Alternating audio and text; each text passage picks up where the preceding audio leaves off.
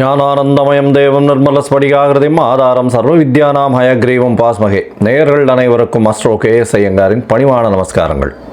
மாத பலன் குரோதி வருஷம் மாசி மாதம், அதாவது 13/2/2025 14/3/2025 வரலும் உண்டான காலகட்டத்தில் மேஷம் முதல் மீனம் வரை என்னென்ன பலன்கள் அப்படின்றத இந்த குரோதி வருஷம் மாசி மாதம் பார்க்கலாம். இப்போ இந்த மாத பலனில் முதல்ல நம்ம இந்த மாதத்தினுடைய கோள் சாரம் என்ன அப்படின்றத பார்ப்போம். இந்த மாதத்தில் வரக்கூடிய விசேஷ நாட்கள் என்ன அப்படின்றத பார்ப்போம். அதற்கு பிறகு மாதத்தினுடைய ஒரு ராசிக்கான பலன் என்னன்றதை பார்க்கலாம். இந்த மாதத்தினுடைய கோள் சாரம் அப்படின்னு எடுத்தோமேயான ரிஷபராசியில் குரு வக்ர நிவர்த்தி ஆயிடுறார். இந்த மாதம் அதாவது தை 29ஆம் தேதி வக்ர நிவர்த்தி ஆயிடுறார். அதுவும் தனியாக ஒரு வீடியோ போட்டிருக்கேன், பாருங்கள். 29ஆம் தேதி தை மாதம் வக்ர நிவர்த்தி ஆனதுனால குரு 2ஆம் இடத்துல இருக்கார், அதாவது ரிஷபத்தில். மிதுனத்தில் செவ்வாய் வக்ரம், கன்னியில் கேது, கும்பத்தில் சனி, சூரியன் மற்றும் புதன், மீனத்தில் சுக்கிரனும் ராகுவும். இந்த மாதத்தில் பார்த்தாலேயானால் மாற்றங்கள் என்னென்ன வருது அப்படின்னு பார்க்கும்பொழுது, செவ்வாய் வக்ர நிவர்த்தி அடைகிறார். எப்போ அப்படின்னா இந்த மாதம் பிறந்து ஒரு 10 நாள்லேயே, அதாவது 21/2/2025 அன்றைக்கே செவ்வாய் வக்ர நிவர்த்தி. ஆனால் மிதுனத்தில் இருக்கார். இதை தவிர பார்த்தாலேயானால் புதன் இந்த மாதம் கும்பத்திலிருந்து மீனத்துக்கு போகிறார். அது 26/2/2025 அன்னைக்கு. அதற்கு பிறகு பார்த்தாலேயானால் 4/3/2025 அன்னைக்கு சுக்கிரன் வக்ரகதி அடைகிறார் மீனத்திலேயே. புதன் 9ஆம் தேதி அன்னைக்கு 9/3/2025 அன்னைக்கு வக்ரகதி அடைகிறார், அதுவும் மீனத்தில். இப்போது இந்த மாதத்தினுடைய கோள்சாரம் இது. பொதுவாகவே நம்ம மாத கிரகங்கள்னு சொல்லக்கூடியது சூரியன், செவ்வாய், புதன் மற்றும் சுக்கிரன், இந்த 4 கிரகங்களுடைய மாற்றத்தை வச்சு பேசுவோம். அதுவும் நம்ம சௌரமான மாதங்கள் அப்படின்ற ஒரு பட்சத்தை எடுத்து நம்ம பண்ணுறோம். இது சூரியன் ஒரு ராசியிலிருந்து அடுத்த ராசிக்கு செல்லும் பொழுது அதனுடைய மாற்றங்களை வைத்தே அதனுடைய அந்த சூரியனுடைய மாற்றத்தை வச்சே அந்த மாதத்தினுடைய பெயர், அதாவது கும்ப மாதம் அப்படின்னு பேர் வைக்கிறதுக்கு காரணமே மாசி மாதத்துக்கு கும்பத்தில் சூரியன் போகிறதுனால தான். அதனால் மிச்சவாழ்லாம் பார்த்தோம்னா இது நம்ம தமிழ்நாட்டில் குஜராத்து இந்த மாதிரியான இடத்துலலாம் கடைபிடிக்கப்படுறது. மிச்சதெல்லாம் சந்திரமான மாதங்கள்ன்றதை வச்சு பண்ணுறான். சந்திரமான மாதங்கள்னு சொல்லும் பொழுது பார்த்தாலேயானால் அமாவாசைக்கு அடுத்த நாளோ பௌர்ணமிக்கு அடுத்த நாளோ உண்டான நாட்களை மாதத்தின் முதல் நாளாக கொண்டு அவர்கள் சந்திரமான மாதம் அப்படின்ற விஷயத்தை செய்கிறார். சரி, இந்த மாதத்தில் வரக்கூடிய விசேஷ நாட்கள் அப்படின்னு பார்த்தாலேயானால், அதாவது 25/2/2025 அன்றைக்கி பார்த்தோம்னா காஞ்சி விஜயேந்திர சரஸ்வதி ஜெயந்தி நடக்கிறது. காஞ்சியில் விஜயேந்திர சரஸ்வதி சுவாமிகள் அவருடைய ஜெயந்தி. 26ஆம் தேதி அன்னைக்கு 26/2/2025 அன்னைக்கு மகா சிவராத்திரி, அதாவது பிரதோஷ காலம். மகா சிவராத்திரி மிகப்பெரிய ஏற்றம். ஏன்னா பிரதோஷ காலத்தில் சேவிக்கிறது அப்படின்றது ரொம்ப விசேஷம். அதாவது 13ஆம் நாள் அமாவாசைக்கும் பௌர்ணமிக்கும் 13ஆம் நாள் பிரதோஷ காலம்னு சொல்கிறது.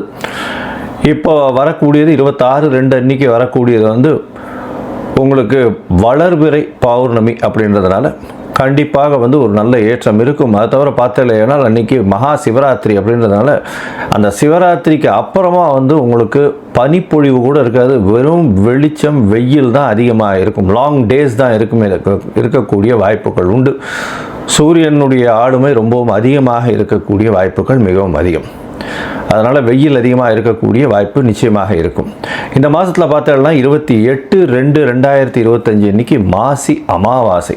அது ஒரு பெரிய விசேஷம். மாசி அமாவாசைன்றது அமாவாசைன்றது சூரியனும் சந்திரனும் சேர்ந்து இருக்கக்கூடிய ஒரே பாகையில் இருக்கக்கூடிய விஷயம். இந்த காலகட்டத்தில் சூரியனும் சந்திரனும் சேர்ந்து இருக்கும் பொழுது என்னென்ன யோகங்கள் வரும் அப்படின்றது தனியாக வீடியோ போட்டிருக்கோம், அதில் போய் பாருங்க. இன்ஃபேக்ட் அது நல்ல ஒரு விஷயங்கள். சூரியனும் சந்திரனும், அதாவது யாராவது ஒருத்தர் உச்சமோ ஆட்சியோ இருந்தால்னா நல்ல ஒரு ஏற்றம் கிடைக்கும். இல்லைன்னா சுபர்கள் வீட்டில் இருந்தால்னா நல்ல ஒரு ஏற்றம் கிடைக்கும். இந்த மாசி அமாவாசை நல்ல ஒரு ஏற்றம் கிடைக்கக்கூடிய நாள். அதற்கு பிறகு பார்த்தோம்னா 12 3/2025 அன்னைக்கு மாசி மகம், அது வந்து பௌர்ணமியை சேர்ந்து வரும். மாசி மகம் ஏன்னா சூரியனுக்கும் சந்திரனுக்கும் கிட்டத்தட்ட 180 டிகிரி, அதாவது சூரியன் கும்பத்திலையும் சந்திரன் வந்து சிம்ம ராசியிலையும் இருக்கக்கூடிய காலகட்டம். பௌர்ணமி வெளிச்சம் வந்து ஒரு பெரிய அட்வான்டேஜ் என்னென்னா, இதில் பிறந்தாள்னா ராஜா போல அவர்களுடைய வாழ்வு அமையும். ராஜாளும் இது அவர்களுக்கு கிட்டும். இதில் என்ன விசேஷம் அப்படின்னா, சூரியனுக்கும் கார்த்தாலேருந்து சாயந்தரம் வரலும் உங்களுக்கு வெளிச்சமாக இருக்கும். சந்திரனும் பௌர்ணமி சந்திரனாக இருக்கிறதுனால இரவு முழுவதும் வெளிச்சமாக இருக்கும். ஸோ ரிலேட்டிவ்லி பார்த்தோம்னா என்டையர் டே அண்ட் நைட் ரெண்டுமே ரொம்ப வெளிச்சத்தில் இருக்கக்கூடிய காலகட்டம். அதனால தான் வெளிச்சம் அதிகமாக இருக்கக்கூடிய காலங்கள், அதுவும் வந்து பௌர்ணமி காலங்கள்னும் பொழுது ரொம்பவும் ஏற்றம் இருக்கக்கூடிய வாய்ப்புகள் உண்டு. இந்த மாசி மகம், அதாவது பௌர்ணமி காலகட்டத்தில் பிறக்கக்கூடிய எல்லா குழந்தைகளுக்கும் பெரிய ஆளுமை இருக்கக்கூடிய வாய்ப்பு உண்டு. இதை பற்றியும் வந்து நிறைய சொல்லியிருக்கோம். இந்த என்னுடைய யூடியூப் சேனலில் நிறைய சொல்லியிருக்கேன். இதற்கு பிறகு பார்த்தேனால் இந்த 14/3/2025 அன்னைக்கு காரடையான் நோன்பு, இது வந்து ரொம்பவும் விசேஷமான காலகட்டம். காரடையான் நோன்பு அப்படின்னு சொல்லக்கூடியது வந்து மாசியும் பங்குனியும் கூடுறது அப்படின்னுவா. அதாவது கார் அப்படின்னா வந்து கருப்பு நிறம், இருண்ட இடம், யமலோகம் இதெல்லாம் குறிக்கக்கூடியது இந்த கார் அப்படின்றது. அடையான் அப்படின்னு, கார் அடையான்றது, அடையான்னு அடைய மாட்டான் அப்படின்னு சொல்லக்கூடியது. அதாவது பெண்கள் வந்து தன்னுடைய கணவருக்குன்னு, அதாவது திருமணமான பெண்கள் தன்னுடைய கணவருக்குன்னு விரதம் இருந்து செய்யக்கூடிய ஒரு பெரிய விஷயம் இது. இந்த காரடையான் நோன்பு நோற்பது பெரிய விஷயம். இதன் மூலியமாக தன்னுடைய கணவருக்கு ஆயுள் விருத்தி ஏற்படக்கூடிய வாய்ப்பும், அவர்களுக்கு வந்து மாங்கல்ய பலம் அதிகரிக்கக்கூடிய வாய்ப்பும் நிச்சயமாக உண்டு. இதனால தான் கார் அடையான் நோன்பு அப்படின்னு பேர். இந்த சாவித்திரியினுடைய கதையை சொல்வா, சத்யவான் சாவித்திரியினுடைய கதையை சொல்வா. அவர் வந்து சத்யவானுடைய உயிரை மீட்டு கொண்டு வந்தவள் அப்படின்றதுனால அந்த காரடையான் நோன்பு மிகவும் விசேஷமாக சொல்லப்படுகிறது. பங்குனி மாதத்தின் முதல் நாள் அன்னைக்கு பண்ணுறது. அதனால் பங்குனி பிறந்த உடனே அதை பண்ணுவாள். நார்மலி பார்த்தாலேனால் அந்த காரடையான் நோன்பு டைம் வந்து சாயந்தரம் 5:30லேருந்து 6:30 வரும். அந்த டைம் வந்து நான் தனியாக போடுறேன் உங்களுக்கு. இதை தவிர பார்த்தோம்னா நார்த் இந்தியாவிலலாம் ஹோலி பண்டிகைன்றது விசேஷமாக கொண்டாடுவோம். ஹோலி பண்டிகைன்றது வந்து ஒரு அதாவது பெண்கள் வந்து தன்னுடைய தமையன் தம்பி, அதாவது பிரதர்ஸ் எல்லாருக்குமே, தம்பி அண்ணன்களுக்கு வந்து கயிறு கட்டி அவர்களிடம் சேவிச்சுட்டு அவர்கள்கிட்ட வந்து பைசா வாங்கிட்டு அவர்கள்ட்ட ஆசீர்வாதம் வாங்கிக்கிறதும், அவர்களுக்காக வந்து ரொம்ப வேண்டிக்கிறதும், அவர்களுடைய உடல்நிலை நல்லபடியாக இருக்கணும்னு வேண்டிக்கிறதும் அவர்களுக்கு பெரிய மகிழ்ச்சியை கொடுக்கும். ஆண்கள் பெண்களை வந்து தன்னுடைய என்ன சொல்வது சகோதரிகளாக பாவிக்கக்கூடிய ஒரு பெரிய ஒரு பண்டிகை இது வந்து ஹோலி பண்டிகையாக கருதப்படுகிறது. இது வந்து நார்த் இந்தியாவில் ரொம்ப ஃபெமிலியர், மிகவும் அந்த கலர்ஃபுல் ஃபெஸ்டிவலாக இருக்கும், ரொம்ப ஏற்றத்தோடு இருக்கக்கூடிய காலகட்டம். சரி, இந்த மாதம் மேஷம் முதல் மீனம் வரை எப்படி இருக்குது மாசி மாதம் அப்படின்றத பார்ப்போம். அதற்கு முன்னாடி என்னுடைய மொபைல் நம்பர் கீழே ஸ்டாலிங்கில் போயிட்டு இருக்கோம். உங்களுக்கு அஸ்ட்ராலஜிக்கல் கன்சல்ட் தேவைப்பட்டதுன்னா நீங்கள் எனக்கு ஃபோன் பண்ணுங்க. உங்களுடைய date, time, place of birth, உங்களுடைய பெயர், தாய் தந்தையர் பெயர் எனக்கு அனுப்புங்க. முதல்ல உங்களுடைய ஜாதகத்தை போட்டுட்டு அதில் வந்து உங்களுடைய நட்சத்திரத்தில் பாத சந்தி இருக்கா, நட்சத்திர சந்தி இருக்கா, அதை தவிர லக்ன சந்தி இருக்கா, லக்ன பாத சந்தி இருக்கா, இதெல்லாம் பார்த்துட்டு, ஏன்னா பொதுவாகவே இந்த சந்தி இருக்கும் பொழுது பார்த்தாலேயானால் அவளுக்கு எந்த ராசின்னே தெரியாது.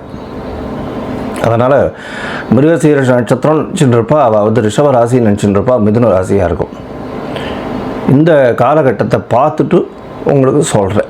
எனக்கு வரக்கூடிய ஜாதகத்தில் பார்த்தா பாதி பேருக்கு அவள் வந்து மிருகசீரிஷம் 1ஆம் பாதம் 2ஆம் பாதம் அப்படின்னு நினச்சிட்டு இருப்பா. ஆனால் அவள் வந்து பார்த்தாள்னா 3-4 பாதத்தில் இருப்பாள். அதனால் வந்து ரிஷபராசி நினச்சிட்டு இருப்பா, மிதுன ராசியாக இருக்கும். அதே மாதிரி துலா ராசி நினச்சிட்டு இருப்பா, அவளுக்கு விருச்சிக ராசியாக இருக்கும். அந்த மாதிரி வந்து பாத சந்திகள் வந்ததே ஆனால் அவர்கள் எந்த ராசியில் இருக்கான்னு தெரியாமையே அவள் வந்து கோவிலில் போய் அர்ச்சனை பண்ணிட்டு இருப்பாள்.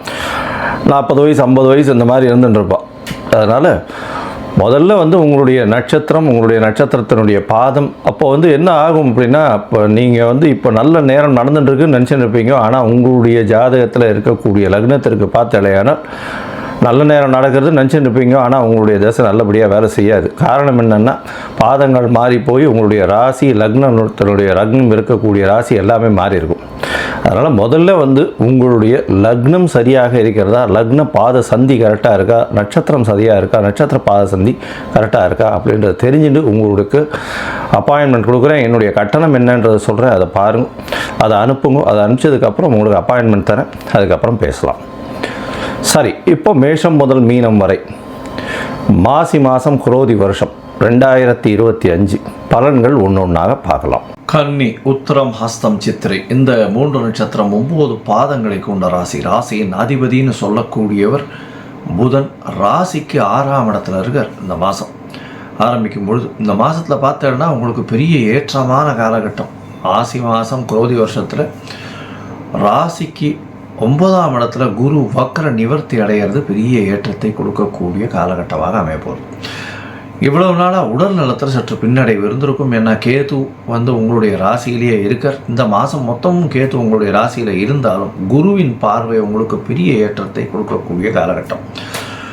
இந்த மாதத்தில் பார்த்தாலேயானால் உங்களுடைய ராசிக்கு 9ஆம் இடத்துல இருக்கக்கூடிய குரு குழந்தை பிராப்தியை ஏற்படுத்தி கொடுக்கக்கூடிய காலகட்டம். ஏன்னா உங்களுடைய ராசிக்கு 5ஆம் இடத்தையும் பார்க்குறார். அதனால் குழந்தைக்கு பார்த்து கொண்டு இருப்பவர்களுக்கு குழந்தை பிராப்தி ஏற்படக்கூடிய வாய்ப்புகள், திருமணமாகி ரொம்ப நாள் ஆகி குழந்தை பிராப்தி இல்லாதவர்களுக்கு கண்டிப்பாக குழந்தை பிராப்தி ஏற்படக்கூடிய பாக்கியம் நிச்சயமாக உண்டு. ராசிக்கு 3-8 அதிபதி அப்படின்னு சொல்லக்கூடிய ஒரு செவ்வாய், அவர் வந்து 10ஆம் இடத்துல வக்ரகதியில் இருக்கிறதுனால வெளிநாடு பயணம் செல்லக்கூடிய வாய்ப்பும், வெளிநாட்டிலிருந்து திடீர் பண யோகமும் வரக்கூடிய வாய்ப்பும் நிச்சயமாக உண்டு. உங்களுடைய ராசிக்கு பார்த்தாலேயானால் 6ஆம் இடத்துல சனி, சூரியன் மற்றும் புதன் 3 கிரகங்கள் இருக்கக்கூடிய காலகட்டம். உங்களுடைய ராசிநாதனும் 6ஆம் இடத்துல இருக்கிறதுனால போட்டித் தேர்வில் எல்லாவற்றிலும் வெற்றி பெறக்கூடிய வாய்ப்புகள் நிச்சயமாக உண்டு. எது எடுத்தாலும் வெற்றி கிடைக்கும். அதாவது கடன், அதாவது 6ஆம் இடம்னு சொல்லக்கூடியது ருண ரோக சத்ருஸ்தானத்தை சொல்கிறோம். இந்த காலகட்டத்தில் வந்து புதிய கடன் வாங்கக்கூடியதும், கடனில் சற்று பின்னடைவு, அதாவது கடன் எல்லா கடனும் வந்து நிவர்த்தி ஆகக்கூடிய காலகட்டம். ஏன்னா சனி 6ஆம் இடத்துல இருக்கிறதுனால, ஆட்சி பெற்ற சனின்றதுனால வாங்கக்கூடிய கடனை தவிர்க்கக்கூடிய வாய்ப்புகள் மிகவும் அதிகம். இதன் மூலியமாக பார்த்தேனால் உங்களுக்கு கடன் உடனடியாக, அதாவது எல்லா கடனும் நிறைவேறக்கூடிய, அதாவது கடன் கழியக்கூடிய வாய்ப்புகள் மிகவும் அதிகமாக இருக்கும். உங்களுடைய ராசிக்கு பார்த்தலையானால் 6ஆம் இடத்துல இருக்கக்கூடிய சூரியன், அவரே வந்து 12ஆம் அதிபதி. 12ஆம் அதிபதி 6ஆம் இடத்துல இருக்கிறதுனால வேலை நிமித்தமாக வெளிநாடு போகக்கூடிய பாக்கியமும் நிச்சயமாக இந்த காலகட்டத்தில் வரும்.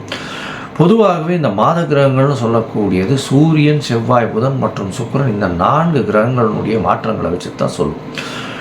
சூரியன் பார்த்தடையானால் ராசிக்கு 12ஆம் அதிபதி உங்களுடைய ராசிக்கு 6ஆம் இடத்துல இருக்கிறதுனால வெளிநாடு வேலையில் வெளிநாடு போகக்கூடிய பாக்கியமும், வெளிநாட்டில் ஒரு நல்ல ஒரு ஏற்றம் கிடைக்கக்கூடிய வாய்ப்பும், உங்களுடைய சீனியர் பர்சன், அதாவது உங்களுடைய பாஸோட சற்று பிணக்கு ஏற்படக்கூடிய வாய்ப்பும், எல்லா விஷயத்திலையும் வெற்றி பெறக்கூடிய வாய்ப்புகளும் உங்களுக்கு உண்டு.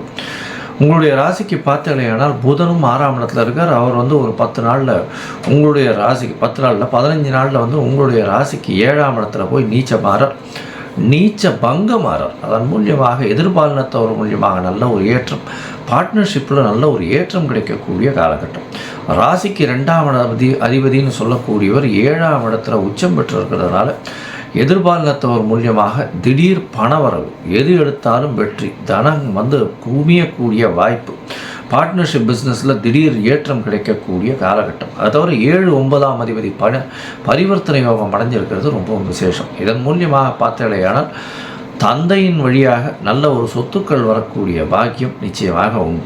அதை தவிர பார்த்தலையானால் தந்தையின் வியாபாரங்கள் உங்களுக்கு கையகப்படுத்தக்கூடிய வாய்ப்புகள் நிச்சயமாக இருக்கும். திருமணத்திற்கு பார்த்து கொண்டிருப்பவர்களுக்கு சப்தமத்தில் சுக்கிரன் இருக்கிறதுனாலையும், பரிவர்த்தனை யோகத்தில் குரு வர்றதுனாலையும் திருமண யோகம் வரக்கூடிய காலகட்டம் இந்த மாதத்தில் பார்க்கக்கூடிய வாய்ப்புகள் நிச்சயமாக உண்டு. உங்களுடைய ராசிக்கு பார்த்தலையானால் 7ஆம் இடத்துல வந்து சுக்கிரன், அதாவது உச்சம் பெற்று போயிருக்கிறது பெரிய விசேஷம். வக்ரகதி அடைந்தாலும் ராகுவோடு சேர்ந்திருக்கிறதுனால அபரிமிதமான ராஜயோகத்தை கொடுப்பார். ஏன்னா 2-9 அதிபதி, திடீர் பணவரவு, வெளிநாடு வெளியூர் பிரயாணம், அதை தவிர பார்ட்னர்ஷிப் பிஸ்னஸில் பெரிய ஏற்றம், கூட்டு தொழிலில் திடீர் ஏற்றம் கிடைக்கக்கூடிய காலகட்டமாக அமைய போகிறது. பிரம்மாண்டமான ஏற்றங்கள் கிடைக்கக்கூடிய வாய்ப்புகள் மிகவும் அதிகம். இந்த மாதத்தில் உங்களுடைய முயற்சிகள் எல்லாமே நல்ல ஒரு ஏற்றத்தை கொடுக்கும். ஏன்னா 3ஆம் அதிபதி 10ஆம் இடத்துல இருக்கிறதுனால எழுத்து பணியில் இருக்கிறவங்க, காகித பணியில் இருக்கிறவங்க, பேப்பர், அதை தவிர வந்து சார்ட்டர்ட் அக்கௌண்டன்ஸு, அது தவிர வந்து இன்ஸ்ட்ருமெண்டல் மியூசிக், அதை தவிர இது ஆர்ட் டைரக்டர்ஸ், இவங்களுக்கெல்லாம் வந்து பெரிய ஏற்றம் கிடைக்கக்கூடிய வாய்ப்புகளும், அது தவிர நடன டான்ஸ் மாஸ்டர்ஸ், இவங்களுக்கெல்லாம் பெரிய ஏற்றம் கிடைக்கக்கூடிய காலகட்டமாக அமைய போகிறது. கம்ப்யூட்டர் இன்ஜினியர்ஸு, சாஃப்ட்வேர், ஹார்ட்வேர், அதை தவிர கம்யூனிகேஷன் இன்ஜினியர்ஸ், இவங்களுக்கெல்லாம் நல்ல ஒரு ஏற்றம் கிடைக்கக்கூடிய காலகட்டமாக அமைய போகிறது. இந்த மாதத்தில் உங்களுடைய முயற்சிகள் எல்லாமே வெற்றி பெறும்னு சொன்னோம். இருந்தாலும் சில நாட்கள் உங்களுடைய முயற்சிகளை தள்ளி போடுவது நல்லது. அந்த சில நாட்கள் அப்படின்னு பார்க்கும்பொழுது 3ஆம் தேதியிலிருந்து 3/3/2025 5/3/2025 வரலும் உண்டான காலகட்டத்தை சந்திராஷ்டம காலம்னு சொல்கிறோம். சந்திராஷ்டமம்னா உங்களுடைய ராசிக்கு 8ஆம் இடத்துல சந்திர பகவான் பிரவேசிக்கும் பொழுது சந்திராஷ்டம காலம்னு சொல்கிறோம். இந்த காலகட்டத்தில் புதிய முயற்சி வேண்டாம், வெளியூர் வெளிமாநில பிரயாணம் வேண்டாம்னு சொல்கிறோம். ஒரு வேளை பண்ண வேண்டிய கட்டாயம் இருந்தது, ஆனால் சந்திர பகவானுக்கு உண்டான எளிய பரிகாரம்னு சொல்லக்கூடியது அருகில் இருக்கக்கூடிய கோவிலில் வந்து 1/2 டம்ளர் பசும்பால் கொடுத்து அபிஷேகத்தை கொடுத்துட்டு போகிறதன் மூலியமாக சந்திராஷ்டமத்தின் தாக்கம் நிச்சயமாக குறையும். இந்த மாதத்தில் பார்த்தீங்கன்னா சந்திராஷ்டம தேதி 3/3/2025 5/3/2025 வரலும் உண்டான காலகட்டம். இந்த காலகட்டத்தை தவிர்ப்பது நல்லது. இந்த மாதத்தில் உங்களுடைய எல்லா விஷயங்களும் வெற்றிகளை குவிக்கக்கூடிய காலகட்டமாக இருக்கும். நீங்கள் அருகில் இருக்கக்கூடிய இந்த ஹயக்ரீவர் கோவிலுக்கு போயிட்டு வர்றதும், லக்ஷ்மி நரசிம்மரை போய் சேவிச்சுட்டு வாங்குவோம். லக்ஷ்மி நரசிம்மரை போய் சேவிச்சுட்டு அவருக்கு ஒரு துளசி மாலை போட்டு வர்றதன் மூலியமாகும் உங்களுக்கு எல்லா விதமான ஏற்றங்களும் இந்த மாதத்தில் வரும். மொத்தத்தில் பார்த்தடையானால் கன்னியா ராசிக்காரர்களுக்கு எடுத்த காரியங்களில் வெற்றி, குழந்தை பிராப்தி ஏற்படக்கூடிய பாக்கியம், திருமண யோகம் உண்டு, தொழிலில் அபரிமிதமான ஏற்றம், படிக்கக்கூடிய மாணவர்கள் வெளிநாடு சென்று படிக்கக்கூடிய காலகட்டம், போட்டித் தேர்வில் வெற்றி பெறக்கூடிய வாய்ப்புகள், புதிய கடன்கள் எல்லாம் அமையக்கூடும், பழைய கடன்கள் எல்லாம் கழியக்கூடிய காலகட்டம், எதிராளிகள் அற்ற நிலை இருக்கக்கூடிய காலகட்டம், தொழிலில் வெளிநாடு வெளியூர் போகக்கூடிய வாய்ப்பு நிச்சயமாக உண்டு, செலவுகள் அற்ற நிலை இருக்கக்கூடிய காலகட்டமாக இருக்கும். மொத்தத்தில் உங்களுடைய உடல்நிலையிலையும் நல்ல ஒரு ஏற்றம் இருக்கக்கூடிய காலகட்டமாக இந்த கன்னியா ராசிக்காரர்களுக்கு குரோதி வருஷம் மாசி மாதம் அமையிறது பெரிய ஏற்றத்தோடு இருக்கக்கூடிய வாய்ப்புகள் மிகவும் அதிகம்.